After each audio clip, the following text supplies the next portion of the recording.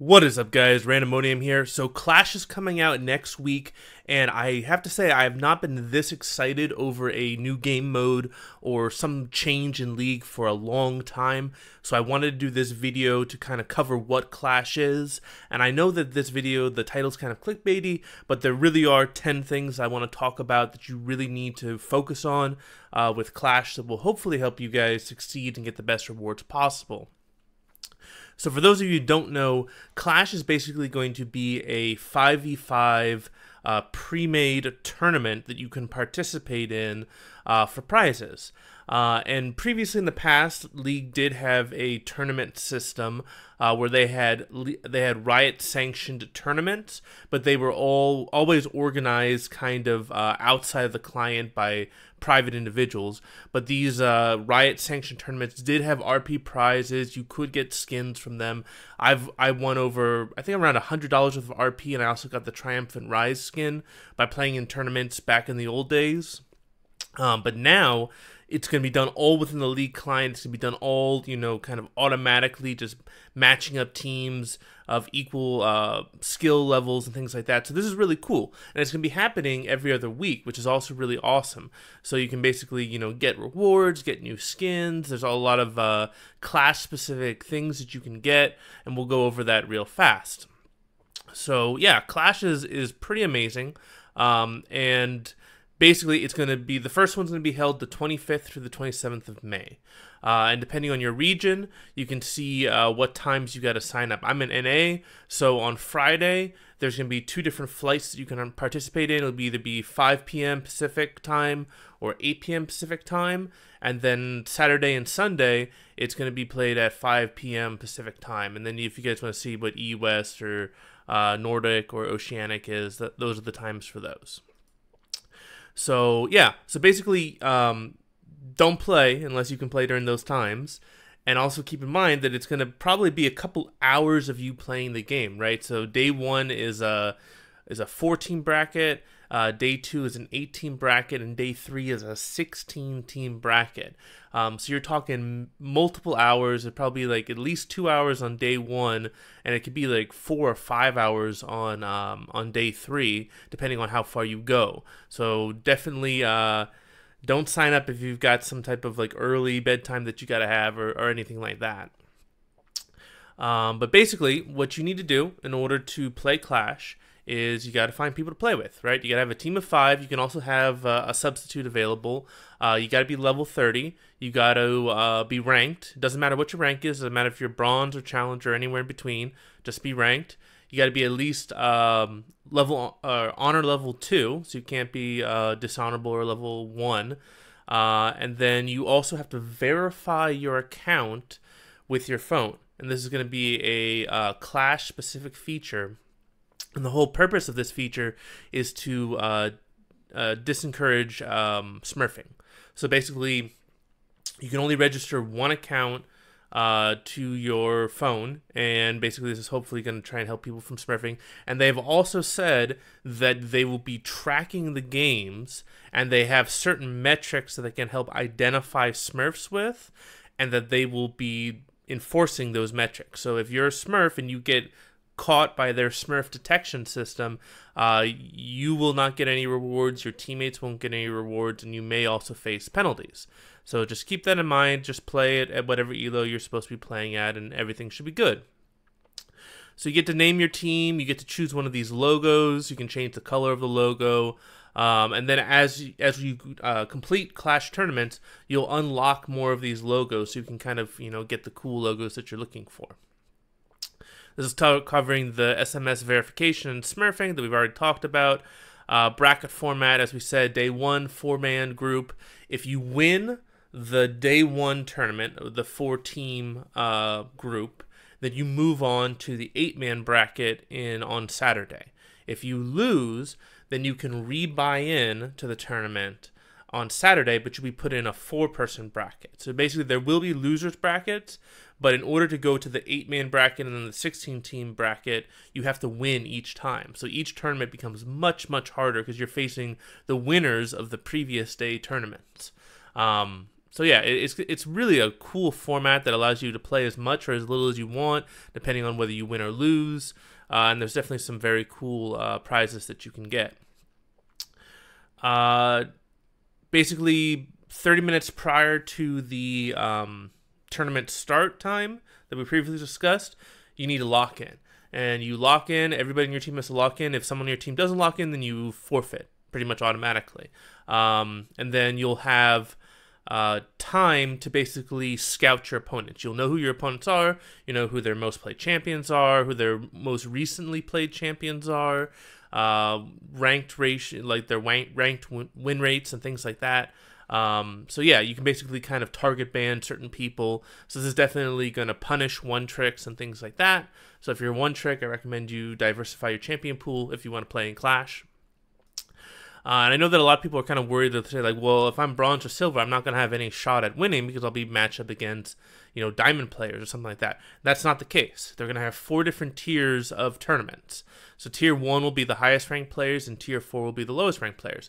So if you're a team of bronze and silvers, you will be placed against other bronze and silvers. So please do not let your rank prevent you from doing Clash. You will be matched up with people that are the same skill level as you. So don't worry about it. Just play. Just have fun. This is a really cool opportunity, and I hope that a lot of people take advantage of this. If you need to substitute someone, you can substitute, but they can't be a higher rank than the original person on your team. So if the person who couldn't make it was silver 4, you can't put somebody in who's like gold or platinum to replace them. So just keep that in mind. Yeah, you'll have the option to scout. In Champ Select, the Champ Select will be basically LCS format for pick ban phase. So if you guys don't know how that works, team captain will get 3 bans either side. Then both sides will pick 3 champions each. Then you'll go through a second ban phase where you have 2 bans to either side. And then each team picks their final 2 champions. If you're confused by that, just watch any LCS game or any other pro game, and you can see how the pick ban phase works on that. They're also putting in a sudden death mode, which basically means that after 60 minutes, towers will become more fragile, and at 65 minutes, structures will actually start to damage themselves. Your tower's health will just start going down, and then at 70 minutes, one of the teams will have won the game. So they're basically capping out the game length at 70 minutes, and that's to prevent people from waiting for long periods of time between matches. So the longest game you could possibly have in Clash is 70 minutes. So just keep that in mind. Pauses and remakes will not be allowed in Clash, so you want to make sure you have a stable internet connection. You're not going to DC when you load up, things like that. And you want to make sure that you're not going to be disturbed that much because you won't be able to pause. So make sure you get all your chores done first. Make sure you know your girlfriend, your parents, whatever are happy and they're not going to bother you, so you can actually play. So the way you go into the Clash tournament is you have to have tickets. So you can get a ticket on the League of Legends website by going through the tutorial to Clash. That'll get you a ticket. There will also be quests in the game client that will allow you to get tickets. You can also purchase tickets for either RP or Blue Essence. And basically you can either put in 1 ticket or you can put in 5 tickets for a tournament. And 1 ticket obviously has lower prizes and 5 tickets has higher prizes. So basically, you put in a ticket, you play the tournament. If you lose on the first day, you can put another ticket in and your team can re-enter on Saturday. And then if you say you lost on Saturday as well, you can put in a 3rd ticket and you can play again on Sunday. But you won't be playing against the people who won on those previous days. You'll be playing against other people who also lost on previous days. So yeah, let's talk about the prizes. So you'll be able to get trophies. So if you win, you get a trophy that's displayed on Summoner's Rift. So that's a very cool like addition to Summoner's Rift. So every game that you come in, you'll be able to see the trophies you won. You'll get banners based off of victory points that you get. So every time you win, you gain 200 victory points, and that gives you better and better banners. And then you'll also get orbs and capsules. So you can see that you can either do the 1 ticket entry or the 5 ticket entry. So the best prize, and everybody thinks they're gonna win. So we'll go over what the best prize is. So if you win and you put 1 ticket in, you get a 3-win XP boost, a new Clash logo, an ultimate tier skin shard, and 100 essence.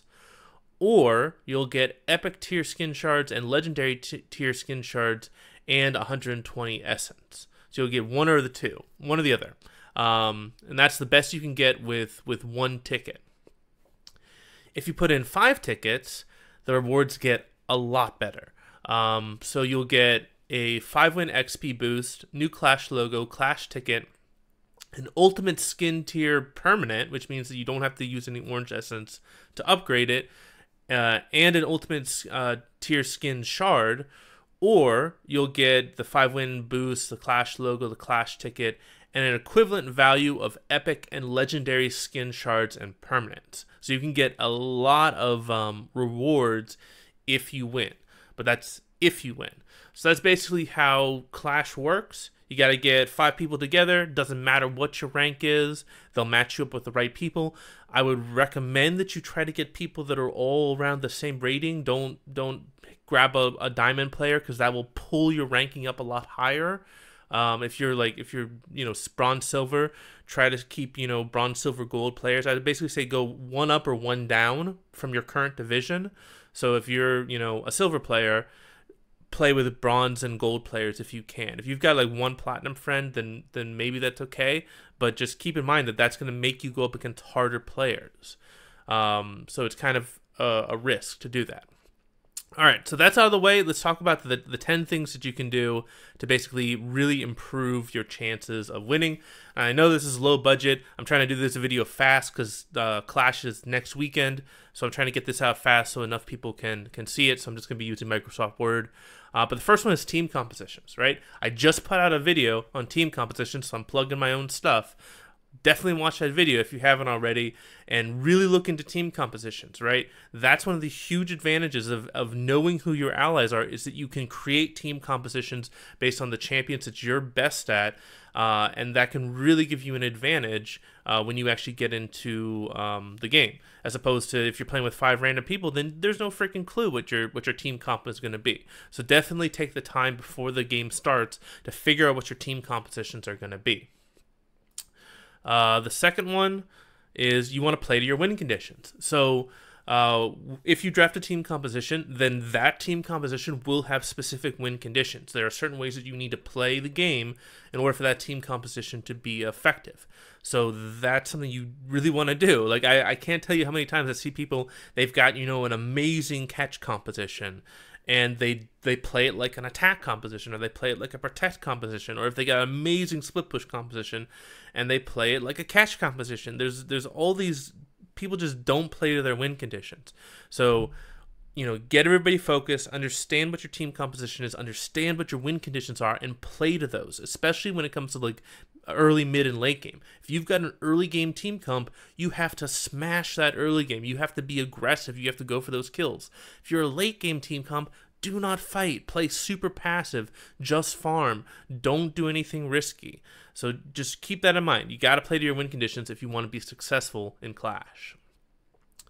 Number 3, communication. Communication is key, right? I mean, if you're going to be playing with a team in Clash, you're going to have comms. So you can either use Discord, you can use the league's own in-game chat system that they just implemented. I'll probably be using Discord myself.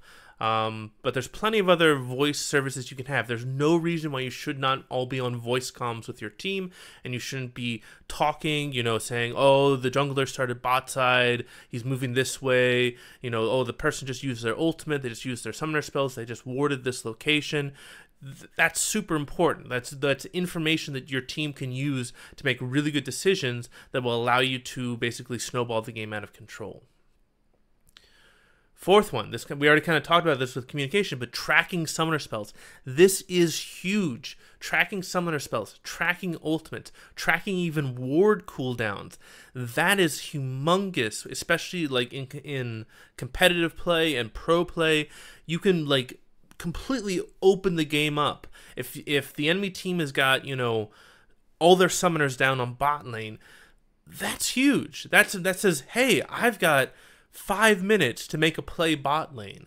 So you have to make sure that you're tracking summoner spells. You should be calling them out in chat. You should be pinging them out in the client as well, because you can have timestamps associated with the pings, which allows you to figure out, okay, if he blew his flash at 8 minutes, then it's not coming up until 13 minutes. So sometime before 13 minutes, I should be trying to make a play on that person who doesn't have flash.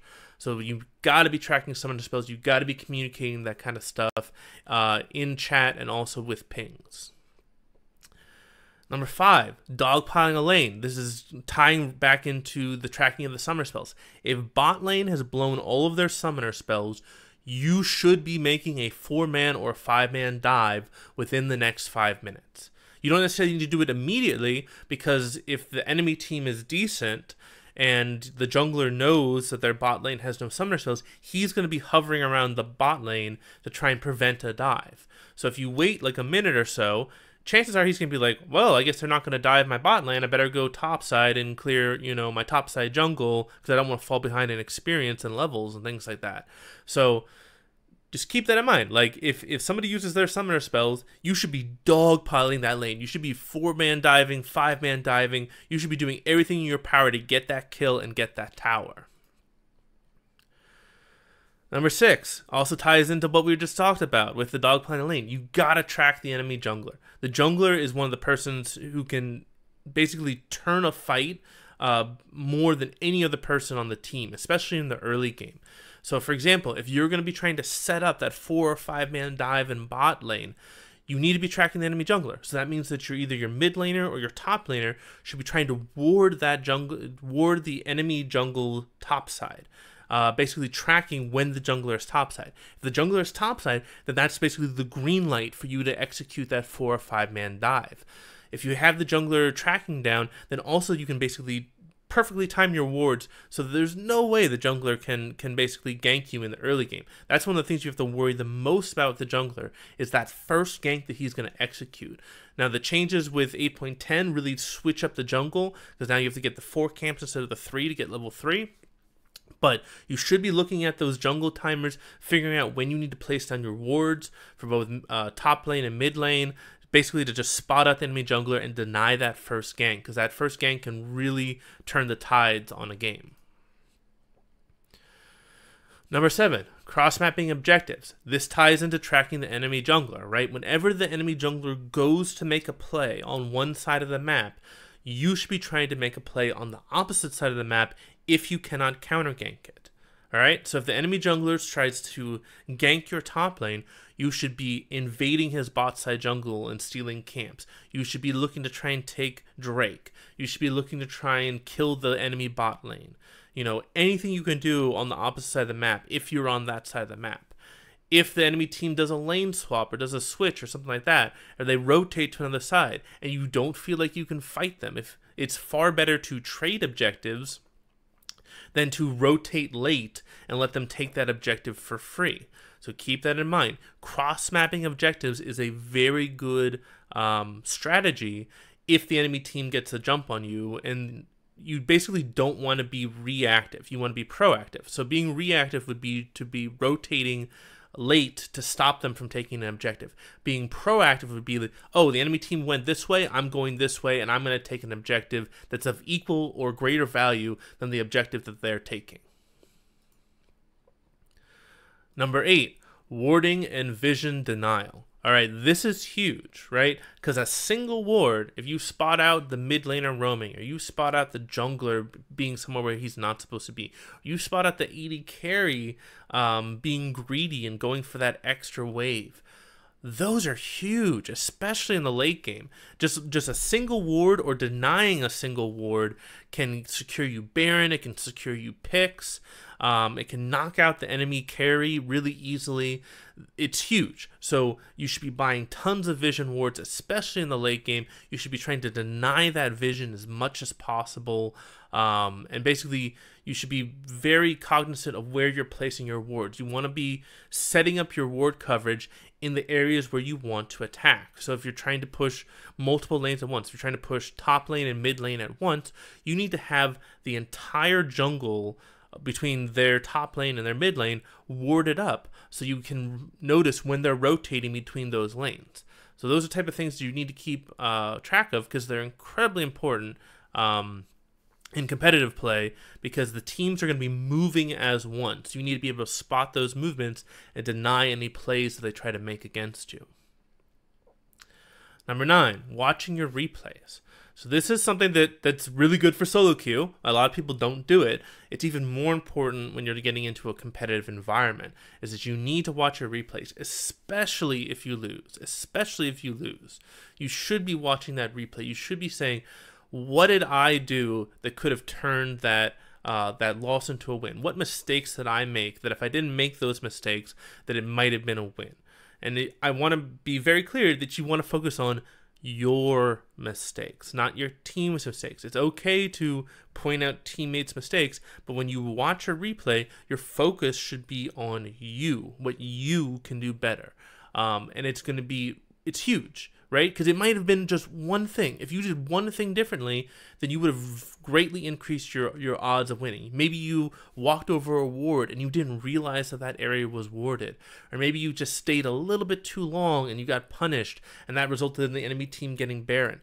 These little tiny things that you can do differently, they're very, very small, but they can have huge impacts on whether or not you win or lose the game. And the final one, number 10, don't flame your teammates. This is probably the most important out of all of them on the list, is that when you're getting into a competitive environment, I've played on a lot of teams, and every single team that I've played on has broken up because eventually somebody flames their teammates. So don't be that guy. Don't be that guy that flames your teammates and causes your entire team to crumble around you. You are going to lose. That is a certainty. No one is going to win 100% of the time. It's how you act when you lose that defines you as a human being, right? If you are supportive of someone, if you are, you're still joking, you're still having fun, you're still trying to learn, you're still trying to improve as a person, that defines you. I mean, anybody can be nice when they win. It's whether or not you can be nice when you lose. That's what defines you as a human being. So basically, I would recommend this. If you feel like you have a tendency to flame, or you're worried about your teammates flaming, that you set up these ground rules for your Clash team. After a game is completed, especially after a game that you lose, every single person is not allowed to talk until they talk about what they did wrong in the game. That's step 1. Is that they need to say at least one thing seriously, not something like oh, I just couldn't carry you guys hard enough. That's not what I'm talking about. I'm saying, like, I made this mistake, I pushed this wave too much, I didn't, rotate to this objective the way I should have. It has to be a real mistake that they made, because everybody makes mistakes. That's the number one thing I want you guys to take away from this. Everybody makes mistakes. So you have to say what mistake you made. Second, you have to say at least one good thing that each teammate did. And again, this you don't want to be, this can't be sarcastic. This can't be like, oh, you only died 20 times that game. It's got to be something legitimate, that they did good. So you say at least one thing that you did bad, at least one thing that each of your teammates did good, and then you can have that open discussion where you can talk to people. But you shouldn't be ever pointing the finger at somebody for the loss, right? That's the worst thing you can do. Instead, you should be phrasing it as, hey, if we change these 3 things or these 5 things, we will win the next game. You always want to be looking at it from that positive aspect. Not that you guys suck, you guys are horrible, but hey, we can get better. We can win this. We can, learn from our mistakes and get better and improve and actually go on to win the tournament. Because that's the ultimate goal, right? Is you want to win the tournament. So anyway, I hope this was helpful. If it was, please leave a comment or leave a like. If you want me to do this kind of stuff more in the future, let me know. And most importantly, if you're looking for a Clash team and you don't have a Clash team, get on my Discord. All right, I'm trying to organize Clash teams, not just for NA. I'm also trying to organize them for other regions. So if you don't have a Discord team and you're looking, or you don't have a Clash team and you're looking for a Clash team, hop on my Discord. I'm going to leave a link down below. And this doesn't matter what your rank is. I don't care if you're bronze 5. I don't care if you're horrible at the game or whatever. If you want to play Clash, play Clash. I will be there to help you guys out, find who you need to match you up with. So don't let your rank get in your way of having fun in a competitive environment. So please, I'm looking for more people. So please join the Discord, talk it out with me, send me a private message. I'll try to find some people that you can play with, or I'll put you on my team if I think you're a good matchup for the other players that I've got on my team. So definitely join the Discord and PM me. Don't be shy. I'm not going to bite, I'm not going to flame you, and I'm especially looking for people who are low rank, like bronze and silver. So definitely get on and let me know what roles you play, what champions you play, and I will help you out. So I hope you guys all have a fantastic day. This is Randomonium, signing off.